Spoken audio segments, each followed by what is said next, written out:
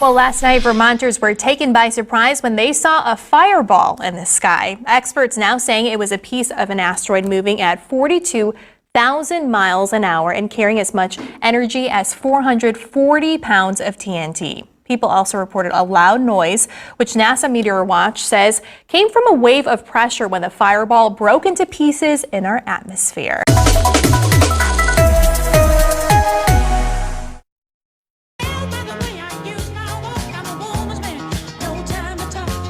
It was back in 2004 when WBAL legend Rob Roblin introduced us to the lessons of the cicada. Come out of your shell. Don't be afraid of who you are. Even though people will say you're just a bug, be proud of yourself. Now, 17 years later, the offspring of these guys are getting ready to make their way from their subterranean crypts up into our backyard trees. And when they do, it's going to be a big boy band up there. Those 17-year-olds are really going to party. Teenagers. Dr. Michael Raup from the University of Maryland is the bug guy, and he says pretty soon things are going to get exciting around here. In some places, there are going to be as many as 1.5 million cicadas per acre. In this yard right now underground, there are probably tens of thousands of cicadas just waiting to bust out. The 17-year cicadas, also known as Brood 10, stretch from Georgia to New York and west to the Mississippi. But Maryland is the epicenter. Raup says look for these holes near the base of your trees in April to signal their arrival. By the second week of May, man, it's going to look like this. We're going to have bucket loads of cicadas. And all of those cicadas are going to make a whole lot of noise. They're going to produce sound as loud as 80 to 100 decibels. That's the sound of a lawnmower or jet airplane going by. And why are they so loud? Well, it's the boys making all the noise to attract the girls. They're going to be wooing the babes. They're going to be trying to find that special cicada someone, and it's only the males that sing. He's going to try to convince her that she should be the mother of his nymphs. They're going to hook up mate. She's going to go out to the tips of trees, lay her eggs, and then, hey, they're going to fall down to the ground. They're going to fertilize the very trees from which they were spawned. The circle of life we're going to see and hear play out through the first part of June. They're not going to fly away with dogs and small children. These are pretty funny, boisterous insects. Jennifer Franciotti, WBAL TV 11 News. Oh, he's hilarious. And Tony, one good thing is it's too cold for the cicadas right now. It'll be a few months, but I actually like the sound of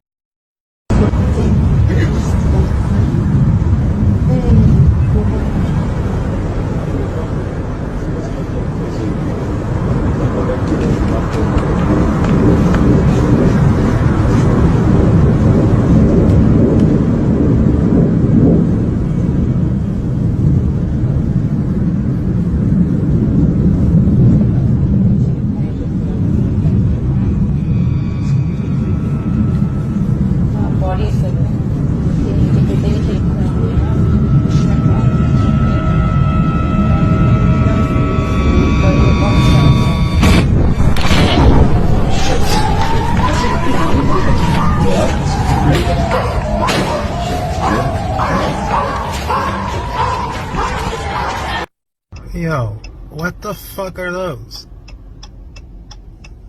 Why are they just hanging above the city like that? Whoa! Yo, am I seeing some UFO shit? Because if I am, that's tight. What is going on?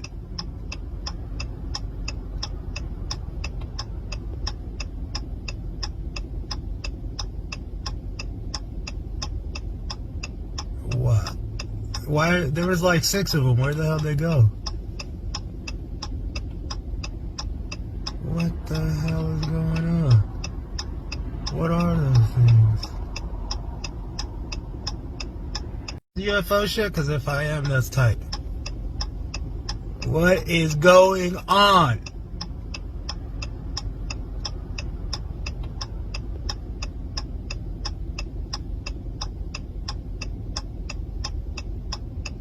What? Why? There was like 6 of them. Where the hell did they go? What the hell is going on? What are those things? Yeah, but it's not moving. They're not moving. That's why I'm thinking it's helicopters. Just hovering like that, though? Check out the next story. I bet she's already on there. Yo, what are those 4 lights above the circle right now?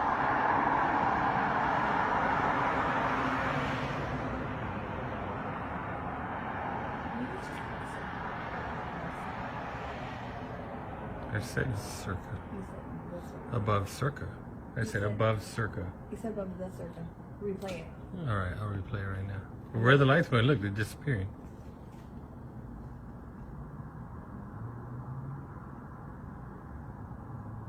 That was fucking weird. Right?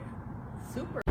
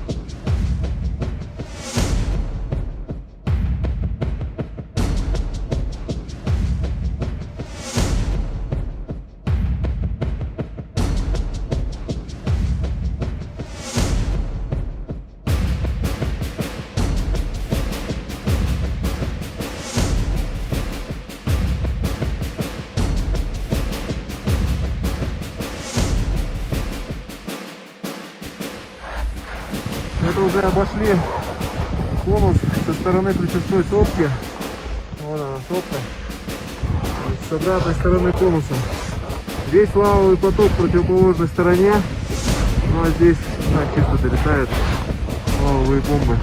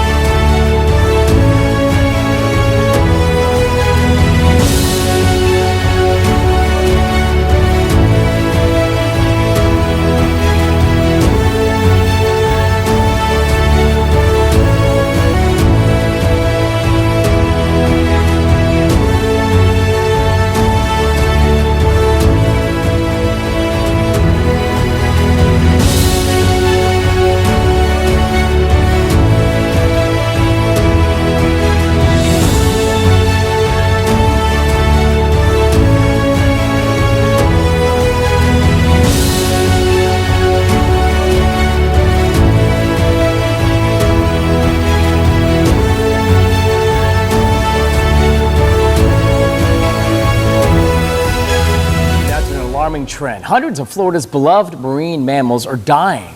Tonight, biologists are raising concerns about what exactly is killing manatees. WPTV News Channel 5's Ryan Hughes with the new numbers for just the first few weeks of 2021. They're known as the cows of the sea. A lot of the manatees I have seen, they've had boat strikes. You can see it. Chopper 5 catching the beloved mammal seeking warmer waters this time of year at the Manatee Lagoon near FPL's Clean Energy Center in Riviera Beach. But the manatees swimming in our waterways are now dying at an alarming rate. So the future of manatees is not secure. Their habitat's declining. Patrick Rose is an aquatic biologist and the executive director of the Save the Manatee Club. According to FWC, so far more than 400 manatees have died in Florida in 2021, which is already more than half the total number of deaths in all of 2020. The worst of it is a combination between cold stress and the lack of forage. So malnutrition and cold stress combined. Rose says Brevard County is the main focus, as well as the east coast of Florida in the Indian River Lagoon. He believes manatees are becoming malnourished because of a lack of seagrass caused by too much nutrients in the water over the past decade, and their habitat is being threatened. Work is being done to retain those waters and clean them up, but not fast enough. So more has to happen or this cycle will continue. Boat strikes, of course, also threaten manatees. Rose is reminding boaters to keep a watchful eye on the water and keep a lookout for sick or injured manatees. Manatee season runs through March 31st. Ryan Hughes, WPTV. Thanks for joining us at 5:30. I'm Alice Kang. And I'm Brian Colleran. Stewart has the night off. Today, 100 local families saying goodbye to their loved ones as they head halfway around the world. NBC5's Zuri Hoffman joins us live in South Burlington with more on the Vermont National Guard's deployment. Zuri. Well, guys, the Vermont National Guard has been really busy throughout this pandemic. Now, another mission as nearly 1,000 soldiers are being deployed over the next few months. Hats off to them. Again, they stepped up and said, pick me. So I have a great regard for them. A goodbye send-off for nearly 100 Vermont National Guard soldiers on Wednesday.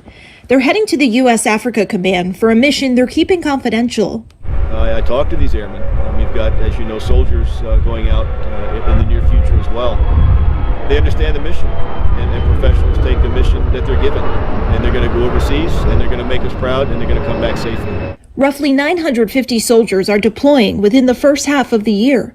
They'll be sending more troops overseas this year than in any other in more than a decade. Has been a tough year. Task Force Avalanche had a send-off in January to the Middle East.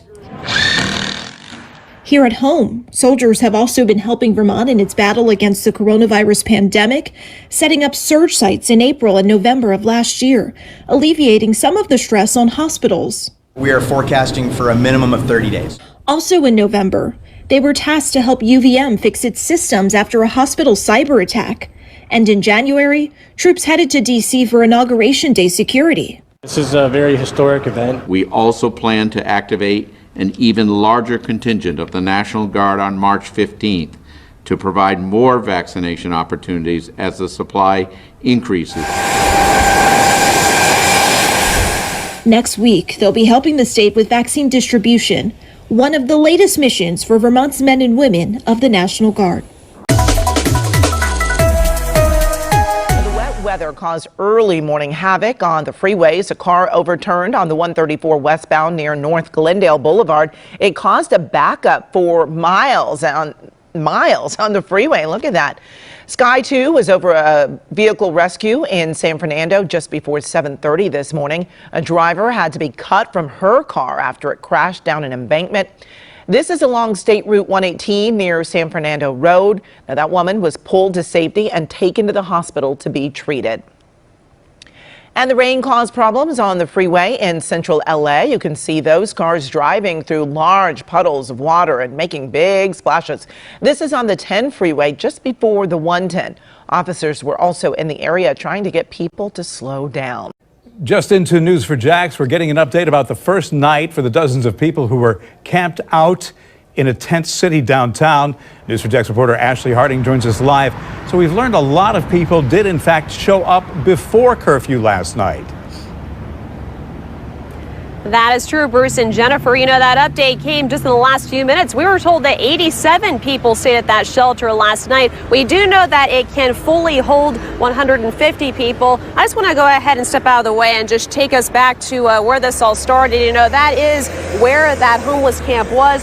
Nothing is there now, just a couple of city officials right there doing some last-minute spot cleanups right there as well.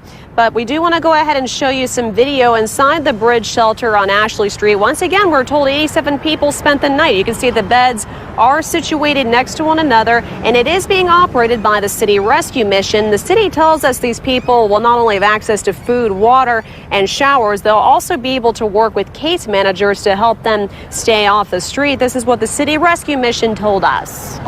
We can fit 150 in here easily. So if there's any additional people that need help, we have our regular shelter just a block away. But News4JAX also talked to community activists who said they're concerned that this approach is just a Band-Aid solution, and their fear is that not enough is being done to really solve the issue of keeping people permanently off the street. One man we spoke with said permanent housing and mental health resources are what's truly needed. They've got this for 30 days, then what? So that's the issue that I'm running into. That's the issue I've been addressing with, the city council and stuff. I don't want this to be a position to where in 30 days we're back to square one, but we're even worse off because now we don't have our ground zero anymore. And as you heard there, the bridge shelter is open for the next 30 days. And as we mentioned again, we just got that update. It turns out 87 people spent the night there. Live downtown, Ashley Harding, Channel 4, the local station. It was late last week when health officials in Harford County noticed something was wrong with its appointment schedule after a routine check. Some people were taking advantage of an apparent glitch in PrepMod, the state-run website that makes appointments at county vaccination sites. We were able to see Thursday night that there were about 1,000 people who kind of snuck in the PrepMod link, from link sharing. Those appointments had to be canceled. They say once someone gets an email confirmation through PrepMod, they can share the confirmation link to friends, some who may have qualified for the vaccine and others who have not. You hear stories like that, and it's just it's incredibly frustrating and disappointing that stuff like that is going on. Elliot Hazard, co-creator of the Maryland Vaccine Hunters Facebook group, says some of the group's 60,000 plus members have been complaining about this type of line jumping. Over the past several days, we've been hearing limited reports about ineligible people getting vaccinated because staff at certain vaccination sites are not checking for eligibility. So we went to the head of technology for the state health department to ask what was going on here. This is no different than, say, Microsoft, where they find bugs in their program. You find a bug and you work to close it down quickly. Steve Colby confirmed what was happening and tells us once the state became aware, patches were put in to stop it so that no two appointment confirmations are the same. It's unfortunate that it did happen. We've taken the steps to address it, and we're gonna, like I said, we're gonna keep on pivoting and moving quickly to make sure that we're getting those shots in arms as quickly as we possibly can. And Harford County health officials tell us that those that had legitimate appointments this past Friday were able to get their shots, just at a different location. State officials tell me, though, that they feel confident right now that all of these loopholes have in fact been closed. We're live in Timonium tonight. I'm Lowell Melser, WBAL, TV 11.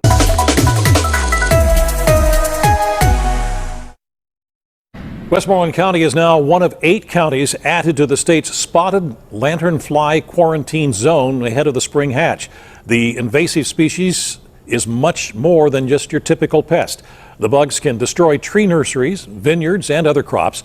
The Department of Agriculture says Westmoreland County is not completely infested, but residents should be aware and take action if they do see these bugs. Allegheny and Beaver counties are in existing quarantine zones. 34 p.m. this afternoon, fire and police were dispatched to the 2500 block of Hanley-Etterville in reference to a structure fire in the industrial area. Crews arrived on scene and began putting out the fire. It is still in progress of being put out. This is a foam recycling plant, so it's a very large building. It's one story. The roof has collapsed in areas. In other areas, it's beginning to collapse as well. The fire is contained at this time and not spreading to any other buildings than the affected building. We only know of one injury, and that person self-transported prior to police and emergency crews arriving on scene. We don't know their condition at this time.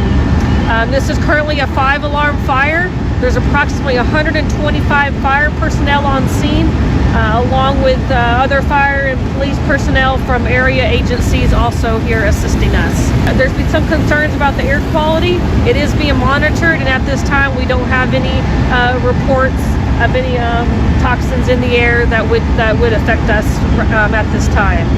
New video today of an 81-year-old man being assaulted in Flatbush, Brooklyn. It shows the victim being shoved in the back with such force police say he fell to the sidewalk.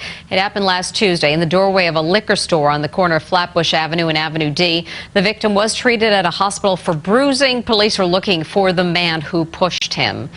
211 coming in.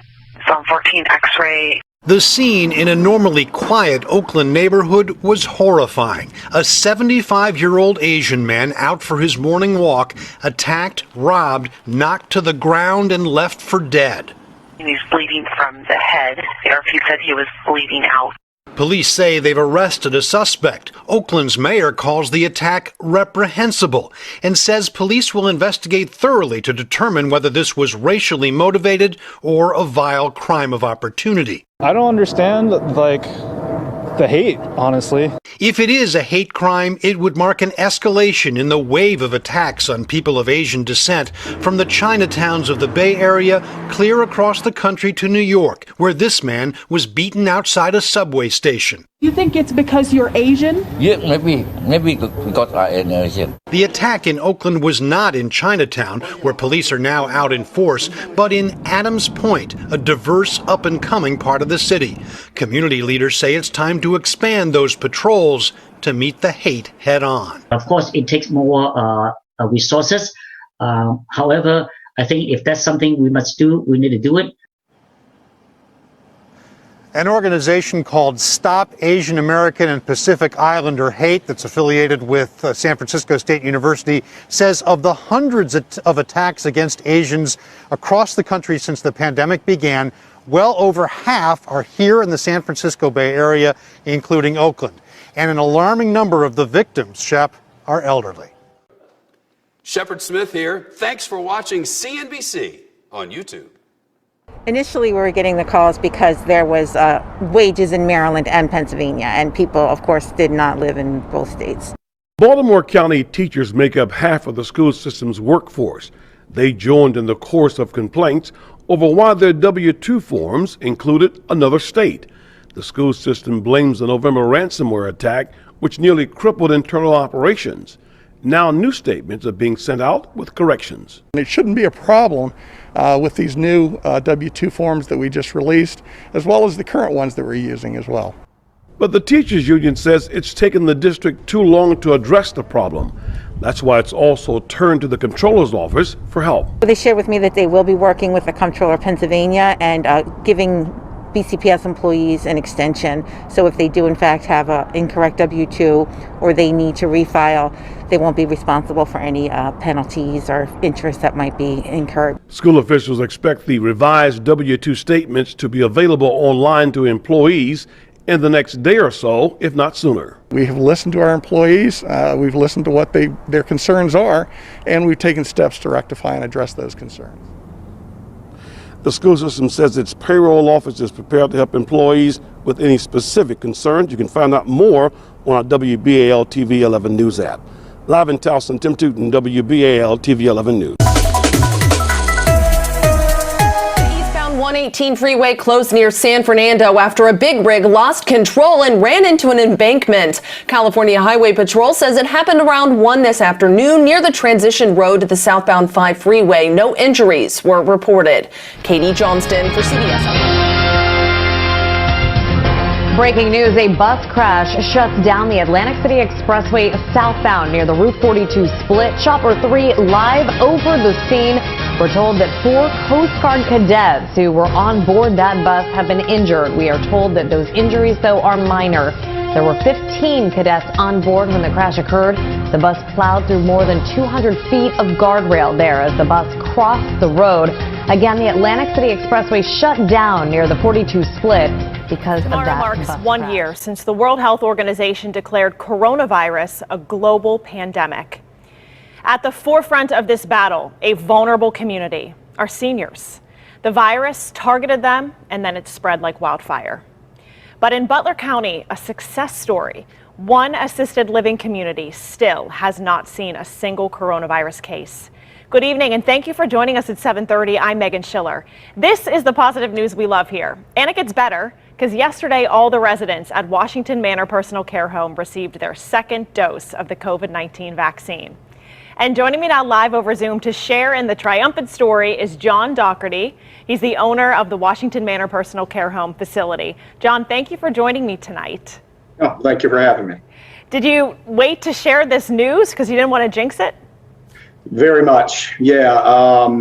The worst part of all this has been the last couple months since the vaccines come out, just hoping it would get to your residents as quickly as possible after everything that we've been through, and every home and across the nation has been through. Just, hoping that gets there before the worst comes. That's the main thing, and doing everything you can to keep your residents safe was the main thing, and staff. So what did you do? Can you share the steps that you took to keep the facility COVID-free this whole year?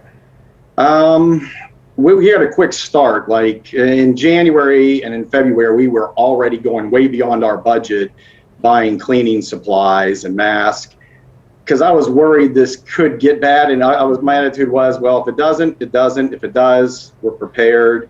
The staff did it. The last year, my staff has done an incredible job cleaning the place, staying on the residents. My residents have been very cooperative. In a city setting and with a small place like mine, social distancing is impossible. We knew we had to keep it from getting through the front door, and staff did a great job with that. How many residents do you have there? 25 capacity. What feelings bubble up when you think about this past year and all the ups and all the downs? Probably speaking for many owners of homes, this last year seemed almost like it was 5.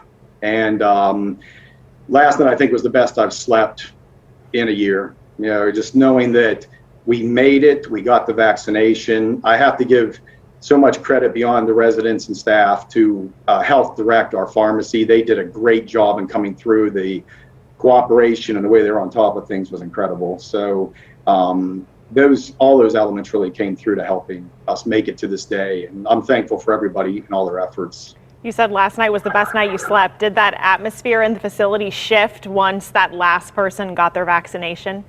I think definitely the staff. Safe social interactions. The CDC says that a full vaccination must come first. News4Jax reporter Marilyn Parker is here to break down the CDC's guidance for those who are fully vaccinated and when they can get back to normal. Marilyn? Well, Tarek, there is no situation where there is no risk, but experts say to consider this new guidance a reward for those fully vaccinated who are less likely to pass along the virus to others. Taking the first step back to normal comes with rules for people fully vaccinated. New guidance from the CDC balances social and family interactions. Here's a breakdown of what the CDC says fully vaccinated people can do. They can visit other fully vaccinated people indoors without a mask or staying 6 feet apart. They can visit unvaccinated people who are low risk from one other household without masks or staying 6 feet apart. While in public or visiting multiple households, they should wear a mask, stay 6 feet apart, avoid medium and large size gatherings, and follow CDC and Health Department travel requirements. Infectious disease experts say there's still unanswered questions about virus transmission even after full vaccinations. What we have are decent studies showing decreased viral load in the vaccinated person. The lower the viral load in an infected person, the less likely they transmit that to another person. The rate of transmission has gone down across the country and millions of people have been vaccinated. In Jacksonville, federal vaccination sites are seeing a low turnout of eligible people.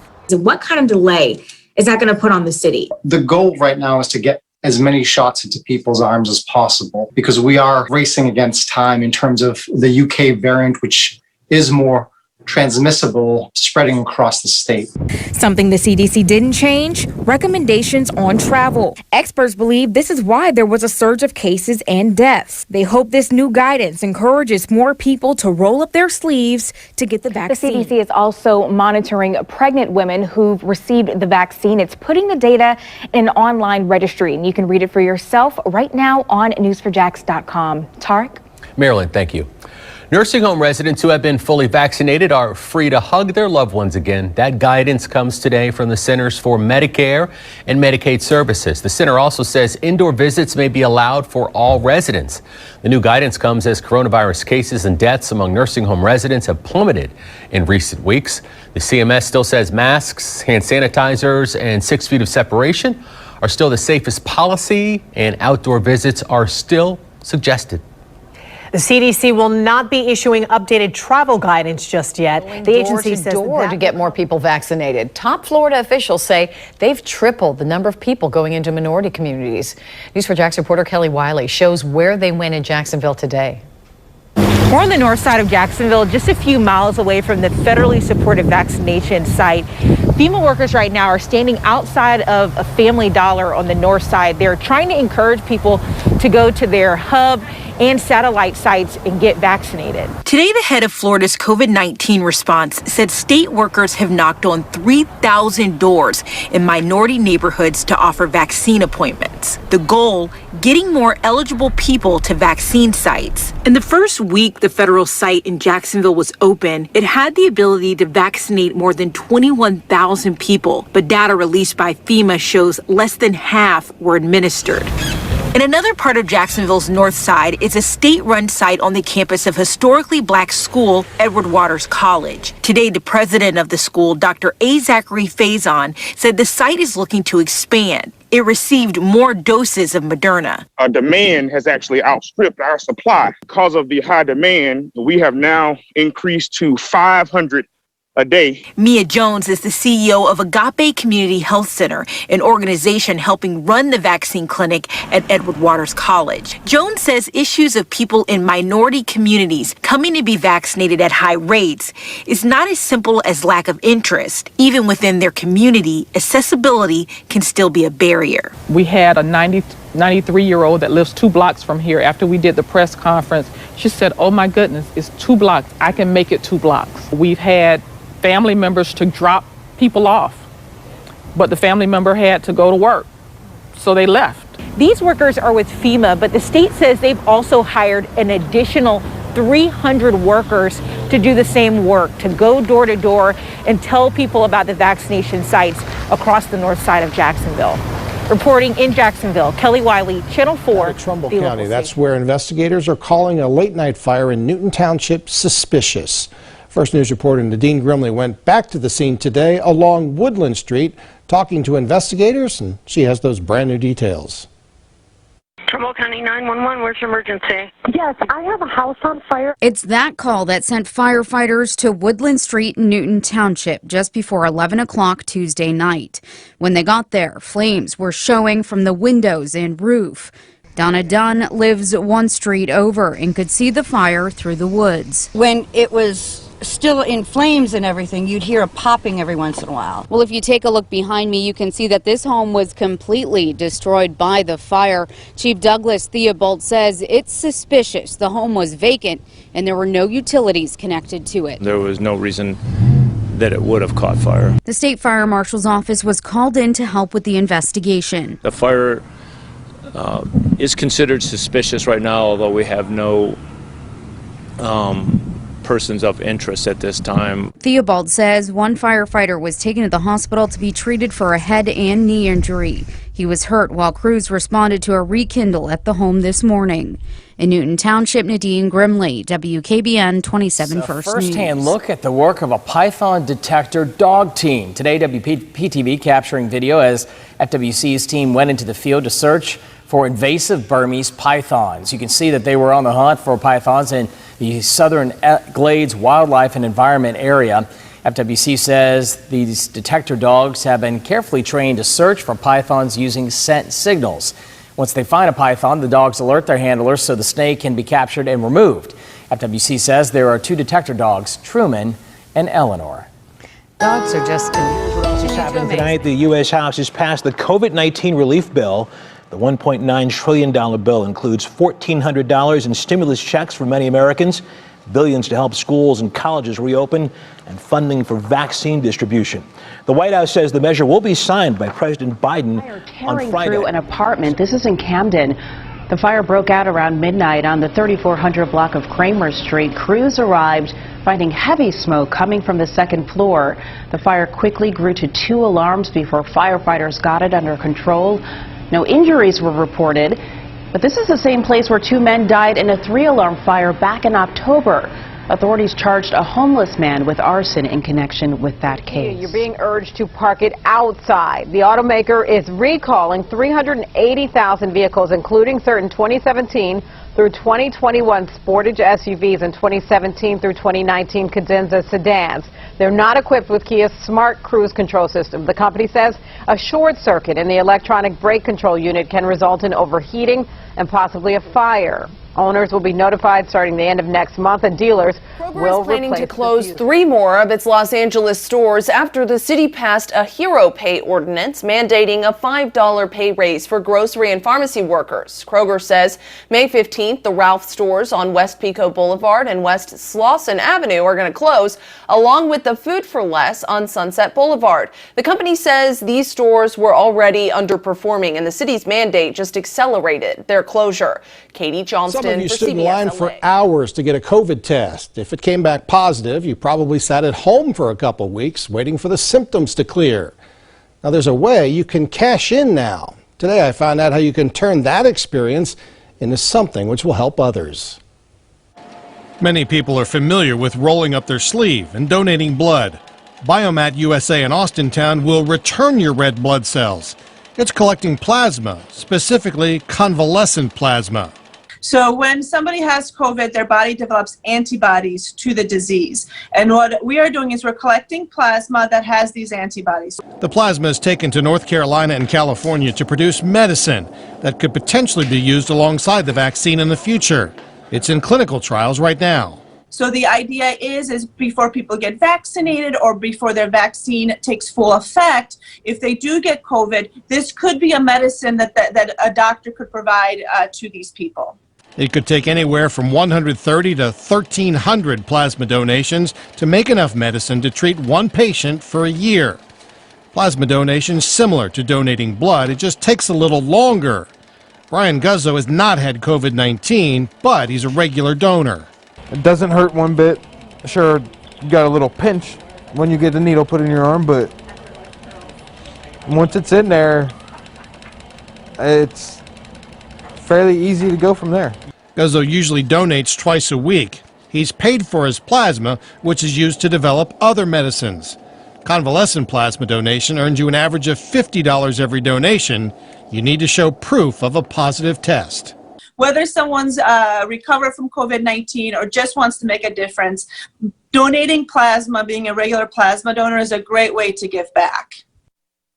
And you can give plasma more frequently because, well, it's mostly water, so the body quickly regenerates it.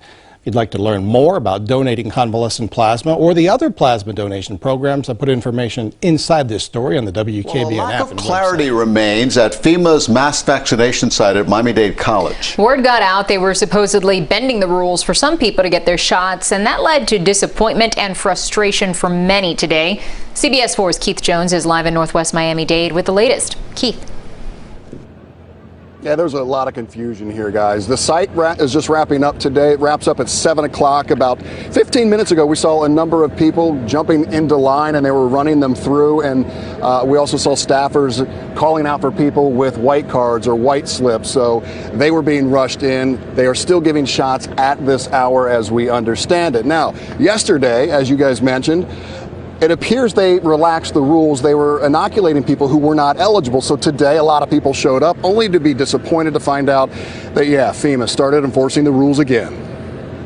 We had a lot of college students on Tuesday try and come out, and they're not in that criteria right now to get the vaccine, unfortunately. Mike Jackals with Florida Emergency Management made a point of clarity. Only those that meet state criteria are eligible to get the COVID vaccine. But this morning, dark and early, there was a crush of people clamoring for their shot at the shot. Somebody managed to beat the system and get a vaccine, they're going to tell their friends, and their friends are going to tell their friends, and the next thing we know, we have a lot of people showing up that don't meet the criteria. And so confusion ensued after folks heard the staff at this FEMA-funded site at MDC North Campus seemed to ignore state rules and vaccinated people who weren't supposed to get the shot. You know people who came out here yesterday? Yeah, they came here yesterday. They stayed here like for 4 hours, and they got the vaccine. And they're like 30 years old, you know, so they didn't have any doctor's letter or anything. 24-year-old Samantha Seawick and her family got here about 5 o'clock this morning, only to find out staff at the site were back to enforcing the rules. Frustrating, it is. To make it clear, today FEMA staff held up signs with who can get vaccinated right now, only letting through people who met the requirements, like Jennifer Taylor, who said she had a signed letter from her doctor. They pulled me out of line because I had my letter, and they let me go ahead. But plenty of people didn't meet those state rules and were sent home. People probably took off from their work. My kids, I had to leave them with a friend so we could come. And school issues and all that, so you know, it's not the right way to handle it. It's not fair to people. 𝐾𝐎𝐍'𝐶 made a road trip of disappointment. We leave Orlando like 2 a.m. They said everybody can come, and now they changed the rules. Not everybody can come anymore. And KCAL 9 Orange County reporter Michelle Geely is live with an update on the mudslides in Silverado Canyon. Michelle. Amy, that's right. I am standing at the roadblock, and if we look up from an aerial view, Sky 9 can show us really the big picture here of Silverado Canyon. In order for me to get where the slide is, I'd have to hike up probably about 20 minutes up Silverado Canyon Road, about a mile up. Residents are being told the same. They cannot drive their cars up there any longer because of this mandatory evacuation for everyone here. That's about 700 residents. Now, homeowners and public works crews have been at it all morning because around 7:15 this morning, we'll show you the video of what happened. There was a downpour and then a mudslide that made Silverado Canyon Road impassable in this rustic community. Several expensive cars were covered in mud and rocks and water, flooded into yards, covering a jacuzzi, covering people's decks and driveways. Now, luckily, no one was injured, but there is now a mandatory evacuation as a result of this slide this morning. And that's because more rain is on the way. More rain's expected, and slides are very much a possibility up here. Remember, we had a fire in December of 2020 that basically denuded the hillsides here and made this area very unstable once again. That's commonplace in this area. Now, law enforcement is here in large numbers, as is the Orange County Fire Authority. They have technical rescue crews at the ready just in case of trouble. When you have a mudslide, there's just so many variables that come along with that. There's the search component of it. Once we find people, then what do we need to do to actually rescue them? And so when we get something like this, we send the world. And that's what the OCFA does, is that we send everybody, all the specialized training people, the equipment, and so if needed, you know, we're there and we're not waiting for resources to come. The first mudslide came up to my house, we dug out. The next two mudslides we diverted, and this mudslide was too big and powerful that it knocked the hay bales and sandbags out again. It's back against the house, but not too bad. Maybe about 2 hours ago, we got a call from our neighbor who said that within about 3 to 5 minutes, the entire hill behind our homes just moved as if it was a tidal wave, she described it. And so we decided that it would be in our best interest to come home. So the cleanup continues here in Silverado Canyon. Again, looking up top to Sky 9, you can see that this canyon here, Silverado Canyon, is a danger zone, as are two other canyons adjacent to us. That's Majeska and Williams Canyons. Taking a look this morning at the side effects of the coronavirus vaccines. So far, at least 154 Utahns have experienced bad reactions after receiving the vaccine. That includes 4 people who died after they got the shot. Tamara Vaifanua is live with why experts say these deaths cannot be attributed to the vaccine. Good morning, Tamara. Good morning, Dan and Carrie. Well, those 4 deaths are part of the over 150 reported reactions that has been compiled in a federal database, and that's according to our content sharing partners at the Salt Lake Tribune. But they say federal health leaders say just because someone died shortly after receiving a vaccine doesn't mean the vaccine caused their death. Right now, those experts say there's no evidence any COVID-19 vaccines have led to any deaths.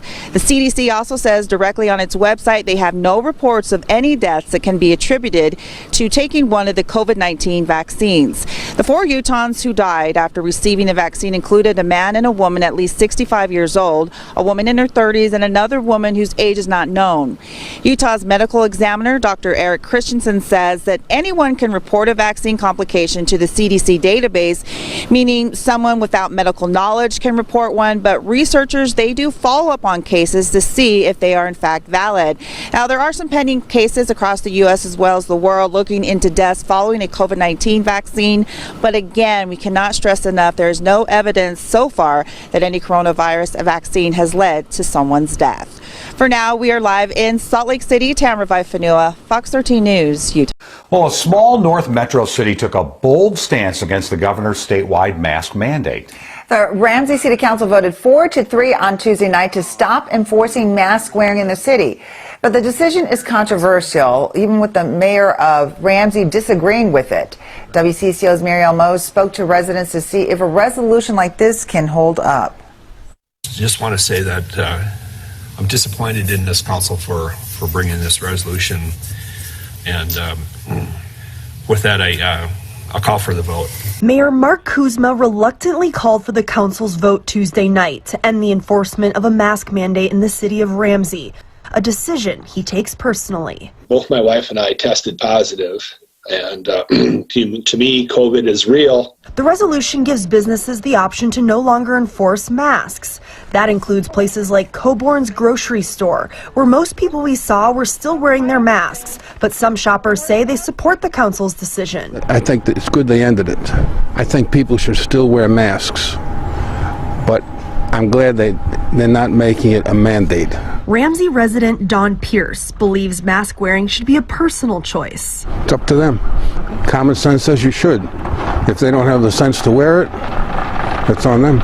Bernice Carta disagrees with the council's decision. I believe it's political, and that's the bottom line, and I don't understand it at all. Why you can't wear a mask to protect yourself and other people. Mayor Kuzma's biggest worry is people will start investing their money in another city where they feel safer. I've gotten a number of emails already this morning with residents telling me that they're not going to shop here if that's going to be the case. According to the governor's mask mandate, cities can only add protections to the mandate. They can't take anything away from it. And according to a state statute passed last year, when the executive order is in place, no local ordinances can supersede it. Reporting in Ramsey, Marielle Mose, WCCO 4 News. In a statement, Minnesota Attorney General Keith Ellison says that every Minnesotan deserves to feel safe in their communities. He went on to say that executive orders from the governor take precedence over the measures passed by any lower unit of government. Close 3 more of its Los Angeles stores after the city passed a hero pay ordinance mandating a $5 pay raise for grocery and pharmacy workers. Kroger says May 15th, the Ralph stores on West Pico Boulevard and West Slauson Avenue are going to close, along with the Food for Less on Sunset Boulevard. The company says these stores were already underperforming and the city's mandate just accelerated their closure. Katie Johnston for CBS. That's frankly hard to deliver and you'll find difficult to hear. Prosecutors are alleging unthinkable crimes inside a notorious religious boarding school for girls. The owners are behind bars now, facing dozens of abuse charges after one of their own daughters spoke out against them. Boyd and Stephanie Householder are the company in question here. They ran the Circle of Hope Girls Ranch in southwest Missouri, but prosecutors say it was anything but hopeful, describing despair and extreme abuse. According to the Missouri Attorney General today, victims say the couple restrained them with zip ties and handcuffs, taped their mouths shut, pushed them down the stairs. 4 victims say they were taught the proper way to kill themselves. One said Boyd Householder shoved her head into horse manure. Punishments, they say, included being forced to stand against a wall for weeks at a time or locked up without a bed. The man of the house now facing 79 felony counts, including charges of child molestation, sodomy, and sexual contact. The woman faces 22 felony charges, including abuse or neglect of a child.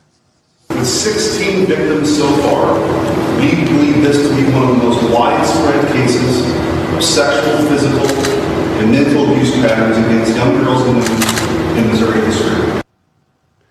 It's unclear whether the couple accused have an attorney, but in the past, they've denied allegations of abuse. NBC's Tyler Kincaid has been reporting on this. Tyler, this ranch has a long history of abuse allegations. Yeah, Boyd Householder started this school in 2006, and he promised parents he could reform rebellious girls using biblical principles for just a few $100s a month. But in our reporting, we found people had complained about girls' treatment at the ranch at least 19 times to local and state authorities, starting the very year it opened. Nothing came of those complaints, however, partly because Missouri exempts religious boarding schools from oversight. Tyler, this latest investigation I've read started because of a campaign on TikTok. Right. Last year, women began calling attention to alleged abuse on TikTok at the ranch. And actually, the first person to do so was the householder's own daughter, Amanda. She reacted to her parents' arrest this morning. As hard as that is for me, it's about time. They did what they did, and I'm just glad that they're being held accountable for it, something I never thought was going to happen. Yeah, Missouri is one of at least 17 states that exempt religious boarding schools from licensing, but the legislature is considering changing that. And Shep, there is no federal oversight of these so-called troubled teen schools. New tonight, President Biden has issued a directive to order 100 million more doses of the Johnson & Johnson COVID-19 vaccine. That agreement will ensure the U.S. has more than enough supply to vaccine every adult in the U.S. The president will give a primetime address tomorrow night to mark the one-year mark. We're now on track to have enough vaccine supply for every American adult by the end of May, months earlier than anyone expected. And today, I'm directing Jeff and my HHS team to produce another 100 million doses and purchase another 100 million doses of the Johnson & Johnson vaccine. I'm doing this because in this wartime efforts, we need maximum flexibility. There's always a chance that we'll encounter unexpected challenges, or there'll be a new need for a vaccine effort, a vaccination effort. A lot can happen, a lot can change, and we need to be prepared. And of course, we need to match the miracle of science and the skill of manufacturing with the massive logistical undertaking of vaccinating over 300 million Americans. The governor, Ned Lamont, signed a bill outlawing discrimination based on hairstyles historically associated with race. I'm an old white guy, and, when I grow up, where everybody's always talking about a melting pot. Maybe you heard that phrase. And in part, they said, we're all going to melt. We're going to become like each other. We're going to dress alike. We're going to speak alike. We're going to wear our hair alike. We're going to change our names so they sound more American. And that was what they thought maybe about a melting pot, but that's not what I thought. So it's called the Crown Act. It takes effect immediately in the workplace, schools, and other public accommodations. CROWN stands for Creating a Respectful and Open World for Natural Hair. Connecticut is now the 8th state to adopt a new Breaking law. news just into the newsroom. This dramatic video just released to us showing a routine traffic stop on January 9th that ended with Chicago police officers shooting a woman. This is the angle from a street view camera. The officer's body cam was also rolling. Let me see your hand. Let me see your hand. Let me see. Hey, let me see your hand. Let me see your hand. Let me see your hand. COPA, the agency that investigates police shootings, released this video about an hour ago. Police tell us when they ordered the driver out, she reached for a gun. 2 officers fired, hitting her several times. The officers stopped because the car was illegally parked. That's why they stopped her. The woman is in stable condition. No one else was hurt.